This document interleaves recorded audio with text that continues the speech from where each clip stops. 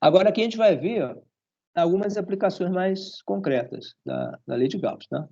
Vamos ver a simetria cilíndrica, né? E depois, se der tempo, a gente vai vendo as outras. Na aula que vem a gente termina aqui e vê os problemas.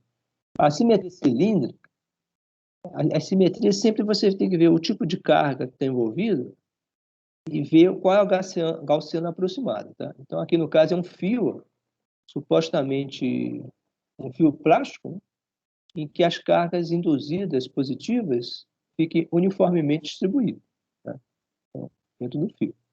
Tomar muito cuidado quando vocês forem fazer os problemas, se o objeto que está sendo localizado, se ele é condutor ou não, tá? Se ele é isolante ou condutor, porque as propriedades são diferentes. E aqui ele tem uma densidade de carga linear, lambda. Essa densidade significa o quê? Um pedacinho de área, um pedacinho de comprimento ds no fio tem uma carga dq. Então, se vocês dividirem dq pelo ds, dá o lambda. Então, seria carga por unidade de comprimento. Tá? Então, seria, por exemplo, coulombs por metro. A gente já viu um pouco mais atrás, no caso da capítulo 22. Aí, olha, agora, nesse caso aqui, vocês vão observar uma coisa importante. Ó. A simetria da gaussiana não é perfeita, ela não envolve todo o condutor. Tá? Ela só envolve aqui uma parte com a comprimento H. Então, nesse caso, vocês vão ver que o campo que ela dá é aproximado, é só uma aproximação. Tá? Ela vai calcular um campo que não é o campo exato. O campo exato a gente calculou lá no problema, se não me engano, foi o problema 22, né, do capítulo 22, né, que era o campo de um fio infinito. Tá? A gente calculou o campo de um fio de comprimento L, né, aí vocês podem proceder os limites lá. Tá? Aí aquele valor é exato.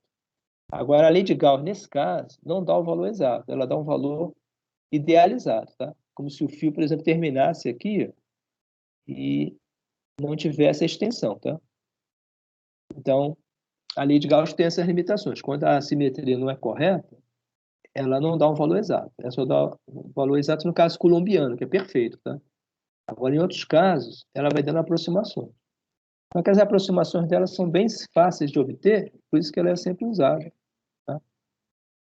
E, olha, então aqui no caso o campo é todo radial, tá? Todo radial. O campo está todo para fora, tá?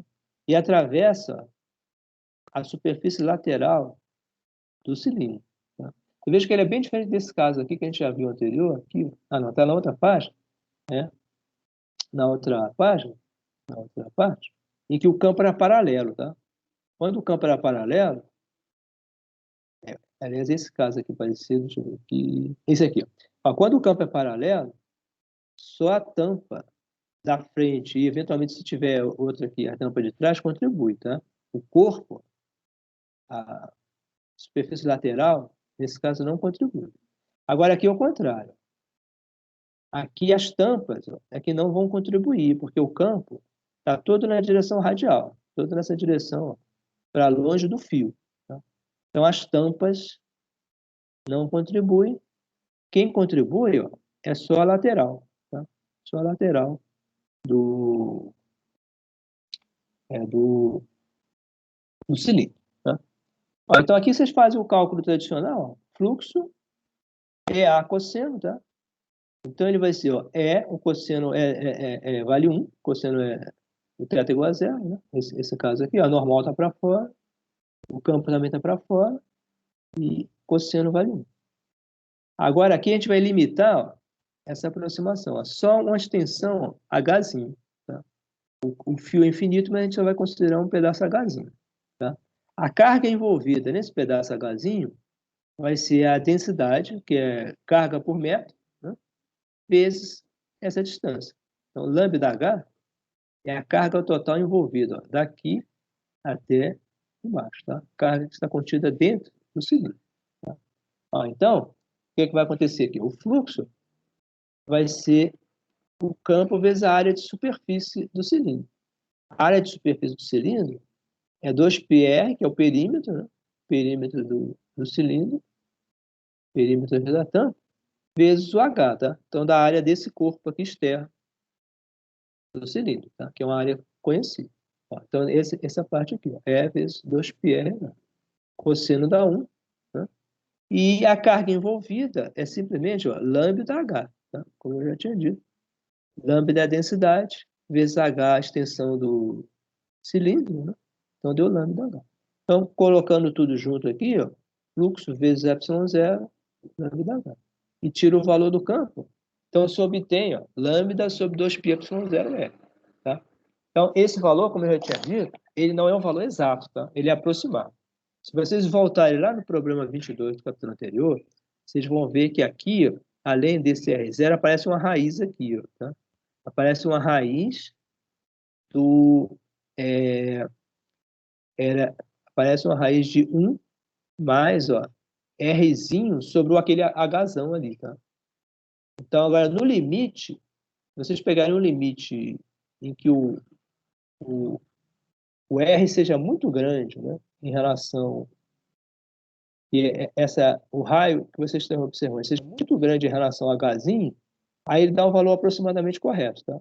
Então, se vocês olharem lá no problema, vai dar praticamente esse valor aqui correto. Esse valor aqui é uma aproximação do campo de um fio, né?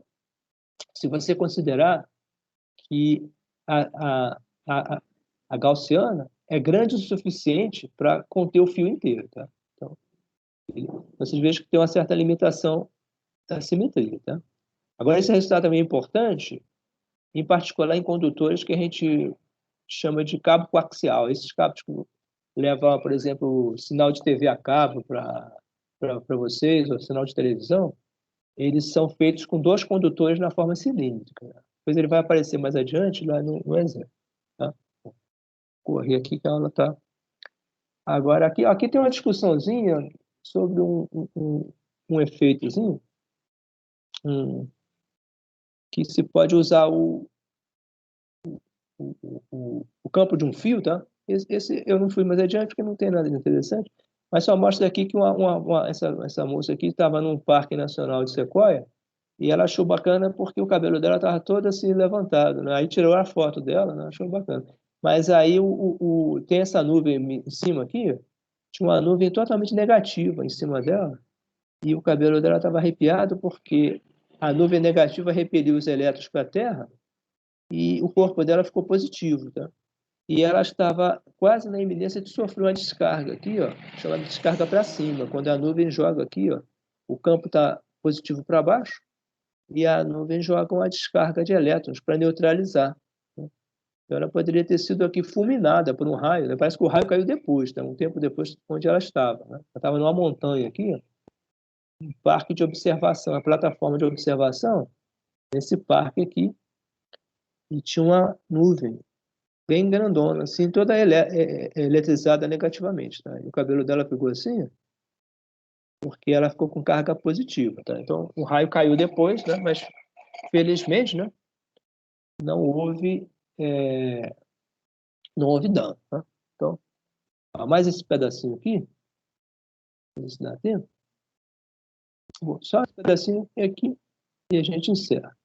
Olha, a outra simetria também, que é muito importante, é aquela que a gente já começou a falar dela aqui, mas é só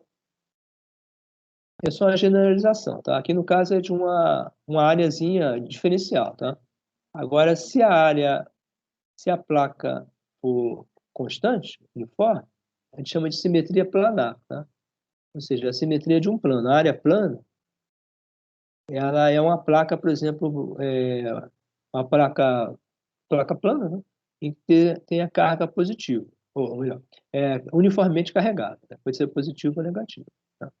E nesse caso aqui, eu tenho que tomar cuidado que a gente tratou de uma área isolante, uma placa isolante, tá? Então, vocês têm que tomar cuidado de sempre ser isolante ou condutora, tá? Então, se a placa é isolante, né, a diferença fundamental é que o campo vaza a placa, tá?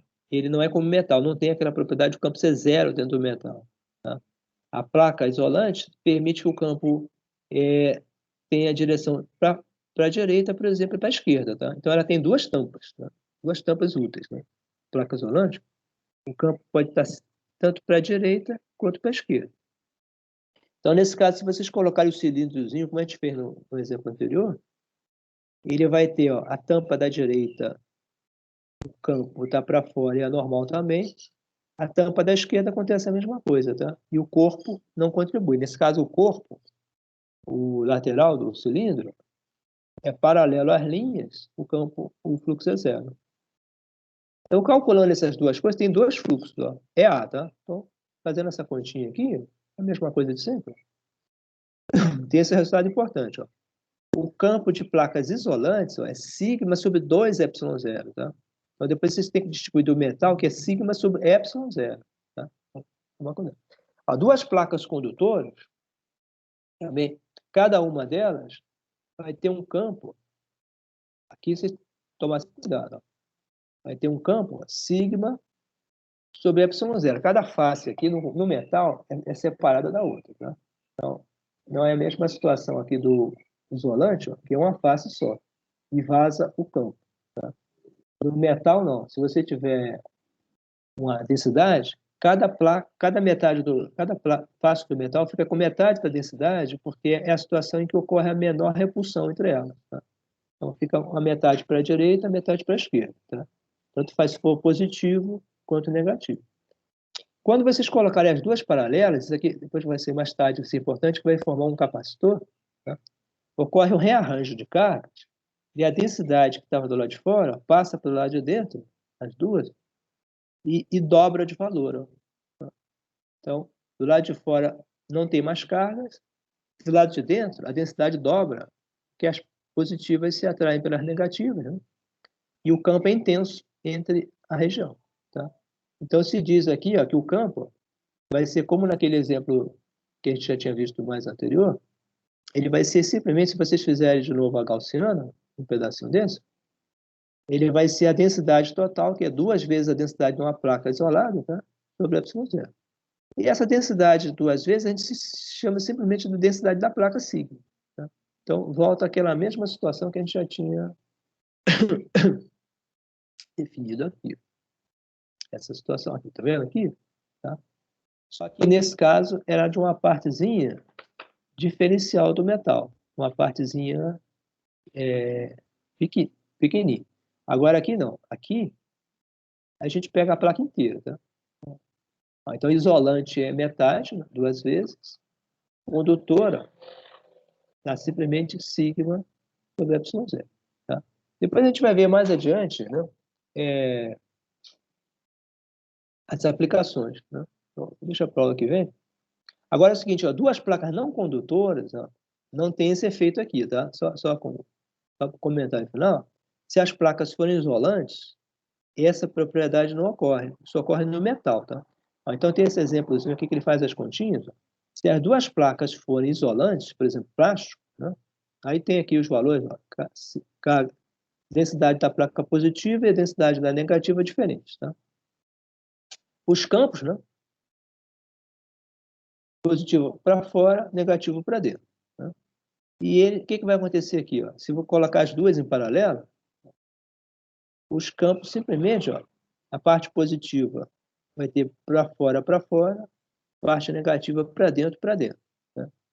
Aqui, na região esquerda, vai ter o campo da parte positiva para fora, o campo da parte negativa, esse de cá, para dentro. Aqui ocorre o contrário.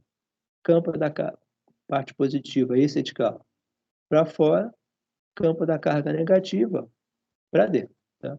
E no interior ocorre a soma. Tá? Interior positivo, negativo. Então vocês vão ter campos resultantes, ó, esquerdo, central e direito. Tá? Então depois vocês acompanham aqui as contas no exemplo, tudo certinho.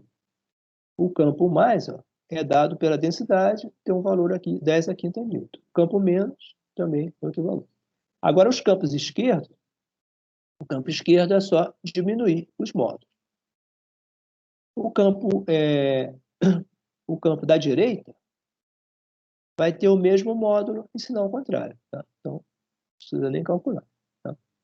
E o campo dentro é a soma. Tá? O campo dentro, o campo do centro, tá? É a soma, tá?